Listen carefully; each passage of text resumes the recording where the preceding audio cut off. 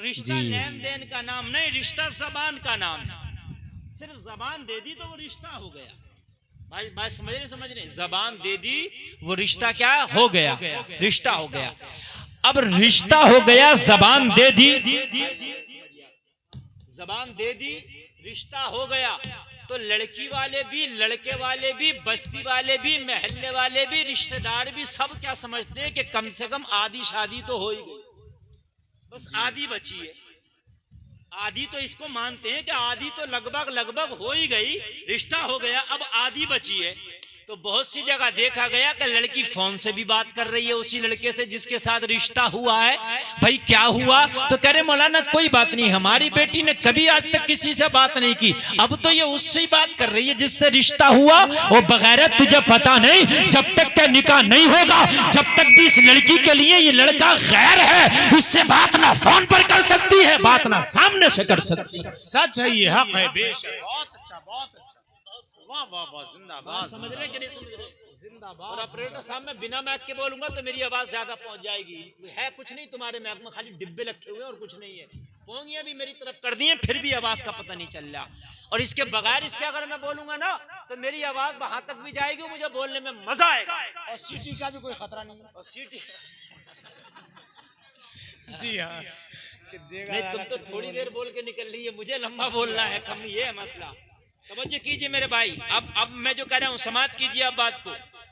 हाँ, ये जो रिश्ते के बाद बात का मामला ये भी हराम है जी। अच्छा, खानदान वाले रिश्तेदार भी कोई कुछ कहते ही नहीं कि भाई बात क्यों रही, अरे वहीं से हो रही है जहाँ रिश्ता हुआ है। तो आदमी चुप हो गया कि आधी शादी तो हो गई। अरे भाई रिश्ता होने के बाद शादी नहीं है, ये तुम्हारी हमारी रस्म है कि जबान दे दी, रिश्ता हो गया। लड़का लड़की का क्या मैटर है इसमें? अभी शादी थोड़ी हो गई, अभी अजनबी है। क्या बात? अभी गैर है। न लड़का शॉपिंग के लिए ले जा सकता है, न उसको बाजार ले जा सकता है, न मार्केट ले जा सकता है, न मोबाइल पर बात कर सकता है, न फोन पर बात कर सकता है। कान खोल के सुनो, अभी तो लड़का भी गैर है, अभी तो लड़की भी गैर है। और लोगों, अगर कोई मामला है तो जो बीच का बंदा होता उसके जरिए मामला बात करो, या फिर घर लड़की और लड़के के घर वाले आपस में बात करें। लेकिन आजकल क्या देखा गया, चलो ये तो देहात है, देहात के माहौल आज भी अल्हम्दुलिल्लाह अच्छे हैं, देहात के अंदर अभी शर्मो हया बाकी है, देहात के अंदर अभी हया है, देहात के अंदर अभी लड़के और लड़कियां सोचते हैं यार गांव वालों को पता चलेगा तो क्या होगा, ये बड़े अब्बा को पता चल जाएगा तो डांटेंगे। लेकिन बड़े शहरों में और जो है बड़ी जगहों पर ये चीजें खत्म हुई, रिश्ता हो गया तो लड़की लड़के के साथ घूम रही है, वो शॉपिंग कराता घूम रहा है, डेट पर जा रहे हैं, 5-5 दिन नैनीताल में गुजार रहे हैं। वो लोगों ये हराम है, ये मुसलमान कर रहे हैं। लोगों खैरों से मुझे कोई मतलब नहीं, ईसाई करे तो उसका मजहब अलग है, अहले हुनूद करे तो उसका मजहब अलग है, लेकिन तूने तो मोहम्मद अरबी का कलमा पढ़ा है, कान खोल के सुन ले, तेरा तो कुरान वही है, तेरा तो हदीस वही है, तेरा तो नबी वही है। जब तक निकाह ना हो जाए, जब तक तुम्हारे लिए अजनबी है, जब निकाह हो जाए तो वो तुम्हारी शरीके हयात है, तुम्हारी बीवी है, तुम्हारा मुकम्मल। सुभान अल्लाह, नारे तकबीर, नारे रिसालत, जश्ने शादी, मसलके आला हजरत। सुभान अल्लाह। फिर तुम्हारा उन पर मुकम्मल इख्तियार है।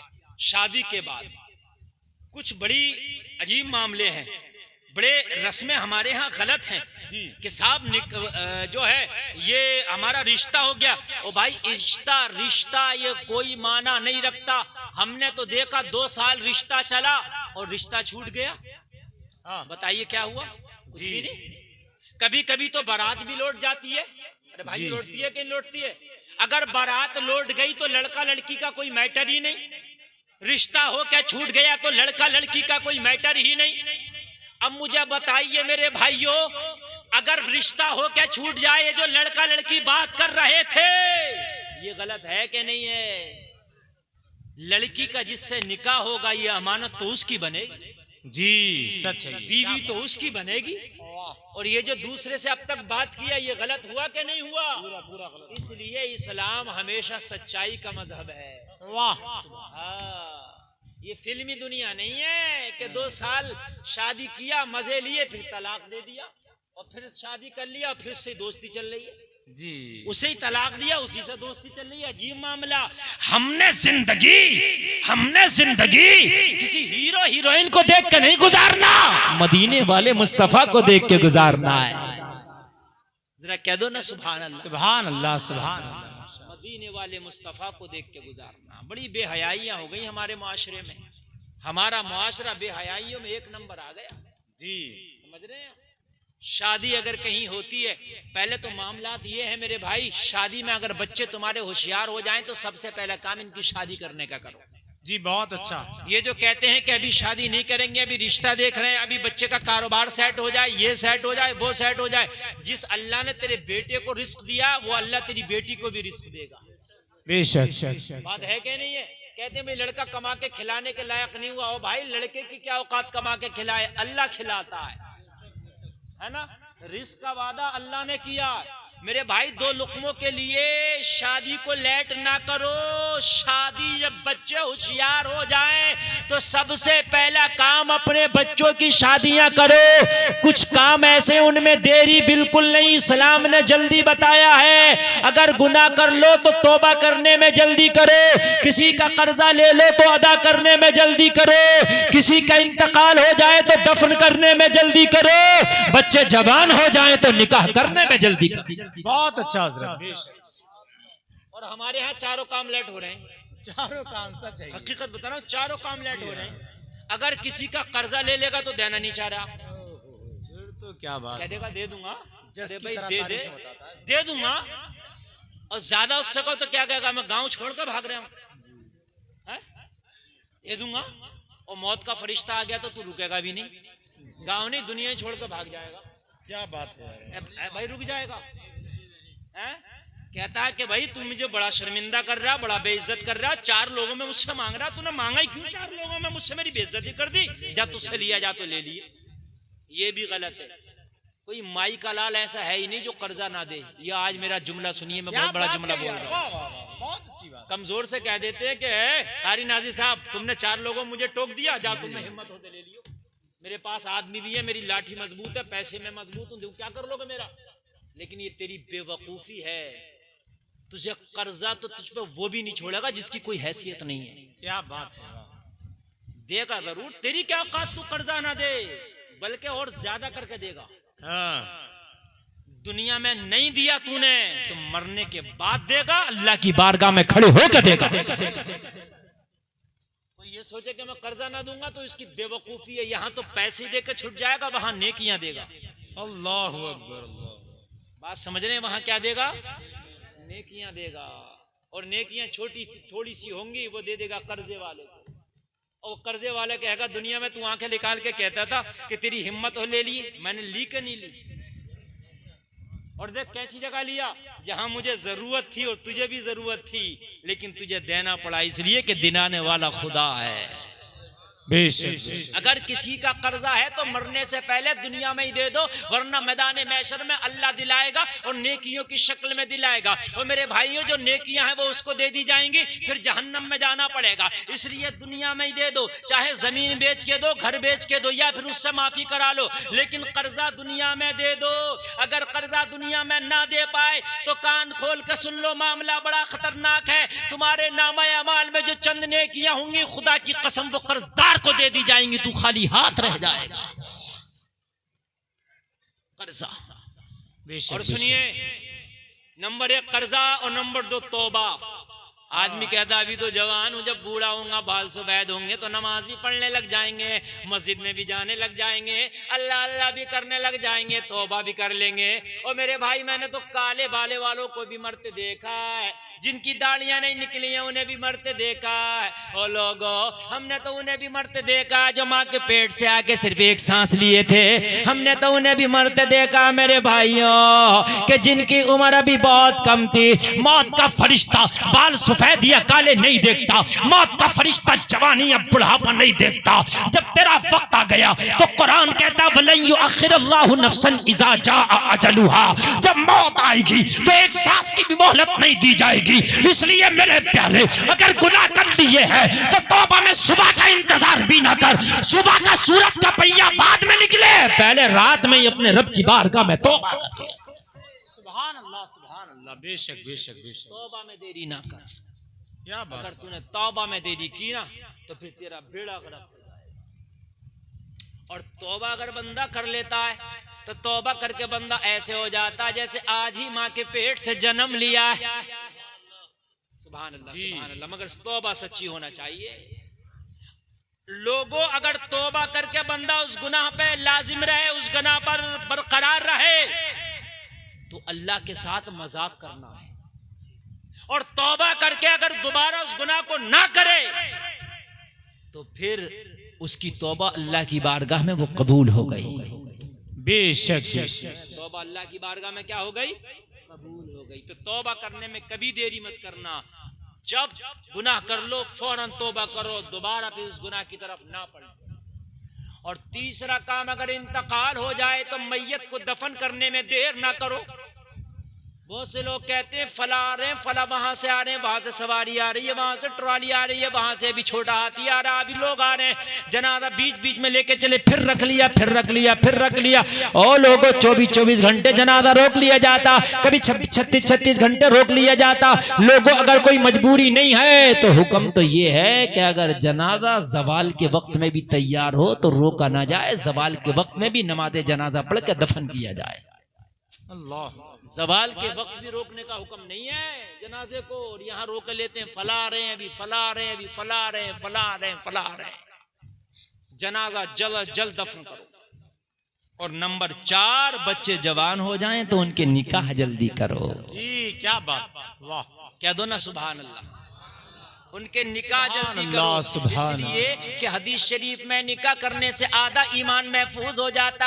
हदीस शरीफ में निकाह करने के बाद इंसान के ईमान की हिफाजत हो जाती है। निकाह करने के बाद घर में बरकतें आती हैं। निकाह करने के बाद घर में रहमतें आती हैं। निकाह करने के बाद इंसान के घर में खुशहाली आती है। निकाह करने के बाद जिंदगी अच्छी हो जाती है। निकाह करने के बाद इंसान का जहनी तनाव खत्म हो जाता है। निकाह करने के बाद नफ्सियाती तौर पर इंसान महफूज हो जाता है। निकाह करने के बाद इबादत करने में जो मजा आता है वो बगैर निकाह के मजा नहीं आता। क्या बात है हजरत, वाह वाह वाह, सुभान अल्लाह। बेशक बेशक, ये बड़ी पॉइंट की बात मैं बता रहा बेशक हूँ। बेशक बेशक। निकाह करने के बाद जो इबादत में मजा आता है वो निकाह से पहले नहीं आता। जहनी तनाव खत्म हो जाता जी है। जी जी। क्या आपने निकाह को जाने क्या समझ रखा, लैट करते रहते हैं, लैट करते रहते हैं, लैट करते रहते हैं। और भाई इसी चक्कर में अगर दुनिया से चला गया तो नबी की एक सुन्नत रह जाएगी। निकाह करना भी नबी की प्यारी प्यारी सुन्नत है। बोलो ना सुभान अल्लाह। सुभान अल्लाह। निकाह करना भी नबी की प्यारी प्यारी सुन्नत है। ज्यादा अमीरी और गरीबी के चक्कर में मत रहो। लड़की वाला यूं रिश्ता नहीं कर रहा है कि बहुत बड़ा कोई लड़का मिले, आई हो जिसकी तनखान हो, इस चक्कर में ही रह गए। और लड़के वाला इस चक्कर में रह गया, मियाँ गाड़ी बड़ी मिले, कैश अच्छा मिले, खाना बढ़िया मिले, जहेज अच्छा मिले। इसी चक्कर में इधर इसने लड़की बूढ़ी कर ली, इसने लड़का बूढ़ा कर लिया। और मेरे भाई कान खोल के सुनो, मैं तुम्हें बताता हूँ, मेरे नबी से बड़ा तो दुनिया में कोई नहीं हो सकता। अरे हो सकता है क्या? नहीं, सबसे बड़े मेरे नबी पूरी दुनिया में, और किसी की बेटी मेरे नबी की बेटी जैसी नहीं हो सकती। क्या बात, सुभान अल्लाह। अरे भाई हो सकती है किसी की बेटी? सच नहीं। फातिमा से ज्यादा न कोई तकवे में, न तहारत में, न नेकियों में, न मर्तबे में। जन्नती औरतों की सरदारा है मेरे नबी की शहजादी। हजरत फातिमा का जवाब नहीं है। आओ मेरे नबी से सीखो। जब मेरे नबी ने अपनी बेटी की शादी करना चाहा, कह दो सुभान अल्लाह। मेरे नबी की 4 बेटियां थी। कितनी बेटियां थी? जोर से बोलो। और बड़ी कम उम्र में मेरे नबी ने अपनी बच्चियों की शादी कर दी, अपनी बेटियों जी, बहुत कम उम्र में शादी की। कम उम्र से मुराद ये है कि जब बालिग हुई तो फौरन शादी कर दी। बात समझ रहे कि नहीं समझ रहे? ये बताया कि शादी जल्दी करो। जब हजरत फातिमा की शादी की बात आई तो खुदा की तरफ से इशारा हुआ रिश्ते के लिए। ए मेरे नबी, अपनी बेटी फातिमा के रिश्ते के लिए अगर चुनना है तो अबू तालिब के बेटे अली को चुनो। वाह, सुभान अल्लाह, सुभान अल्लाह। सुभान जोर से बोलो सुभान अल्लाह। शेर खुदा को चुनो। और जब अली को चुना गया ना, तो अली की माली हालत जाहिरी तौर पर इतनी डाउन थी। जब हजरत फातिमा के साथ निकाह हुआ, शादी हुई ना, तो हजरत फातिमा जब अली के डोले में बैठ के आई ना, तो अली के पास अपना घर भी नहीं था कि अपने घर में फातिमा का डोला उतार लेते।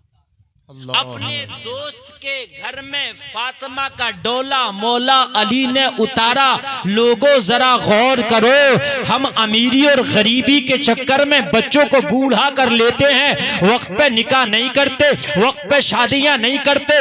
मिजाज बनाओ, कानून बनाओ, एक माहौल बनाओ। जब बच्चे होशियार हो जाएं, जब बच्चे जवान हो जाएं, जब बच्चे बालिग हो जाएं, तो सबसे पहले उनके निकाह करना ये वालिदैन की जिम्मेदारी है।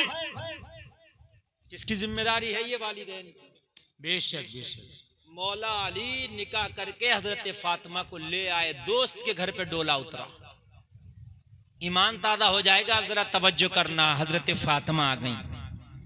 हाय हाय, कौन आई है? शहंशाहे कोनो मका की बेटी आई है, हसनैन की माँ, जन्नती औरतों की सरदारा, कायनात में तमाम औरतों से अफजल हजरत फातिमा।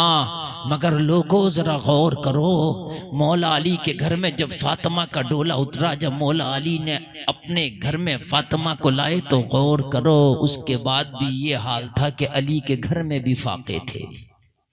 अल्लाह। कभी खाना मिल जाता और कभी अली के घर में फाके होते, कभी खाना पक जाता, कभी फातिमा के घर में फाके होते।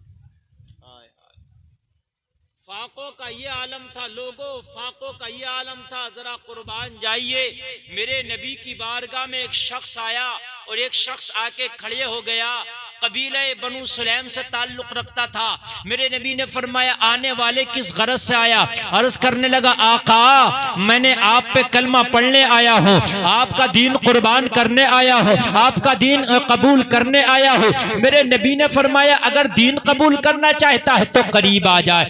कबीला बनु सुलैम का ये शख्स आया, जवान है, नबी के हाथ में हाथ दे के कलमा पढ़ लिया। लोगों, मौला अली मस्जिद नबवी में मौजूद है, हजरत फातिमा अपने घर में मौजूद है। कबीला बनु सुलैम के शख्स ने कलमा पढ़ दिया और कलमा पढ़ने के बाद नबी की बारगाह में हाजिर है। मेरे नबी ने फरमाया, बता कि तेरा हाल क्या है? अर्ज करने लगा, या रसूल अल्लाह, मैं तो कलमा पढ़ने से पहले भी बहुत गरीब था। आका, मेरे कबीले में 3000 लोग रहते हैं, 3000 लोगों में अगर सबसे ज्यादा कोई गरीब है तो वो मैं हूँ।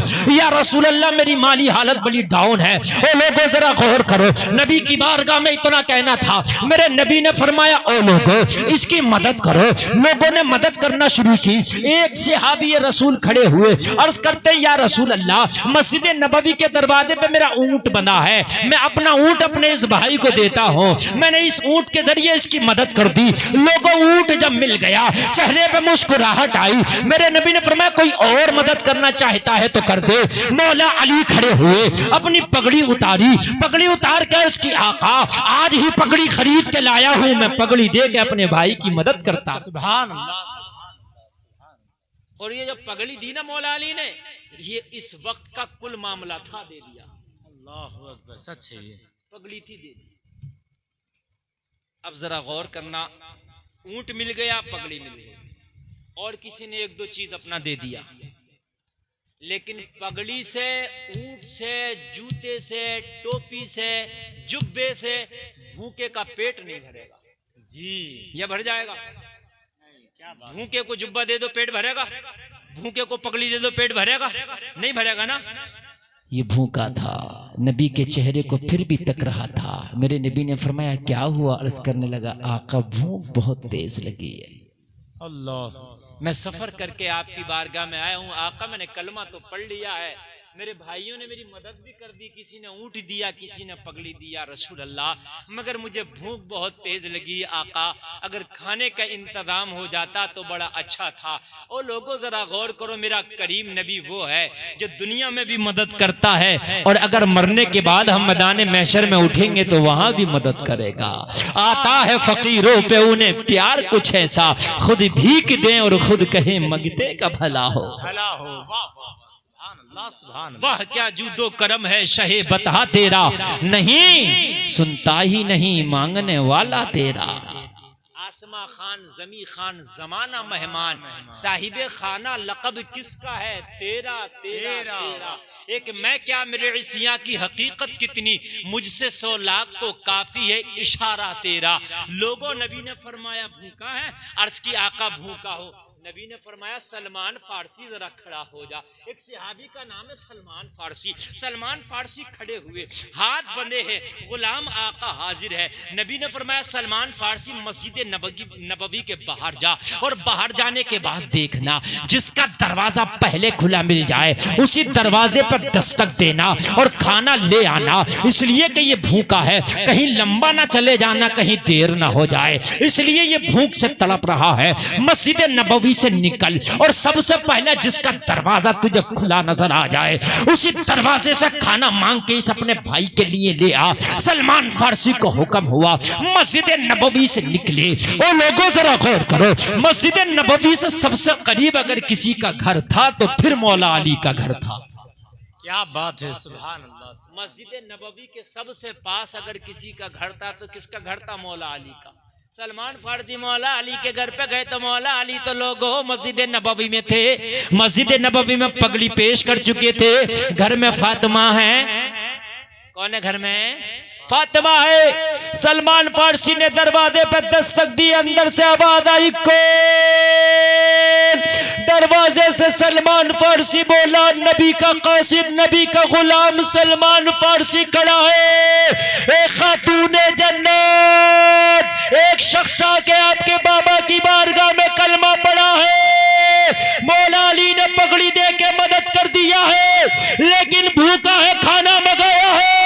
नबी का फरमान है जिसका घर सबसे पहले बने उसी से खाना मांग के ले आना। फातिमा सबसे पहले आपकी चौखट पड़ी है, मुझे खाना चाहिए। इतना कहना था, इतना कह के सलमान खामोश हो गया। हजरत फातिमा के घर में आज कई दिन से फाका था। अल्लाह, कई दिन से फाका था। बात समझ रहे हैं? दिल पे गुजरने वाली बातें हैं यार। अगर दिल में जरा सा भी एहसास रखते हो तो जरा गौर करो, कई दिन से फाका था हजरत फातिमा के घर में, लेकिन सलमान फारसी ने सवाल कर दिया मुझे खाना चाहिए। और घर में कई दिन से फाका, बच्चों को फाके से सुलाया है। हाय हाय, काफी देर तक खाना नहीं आया।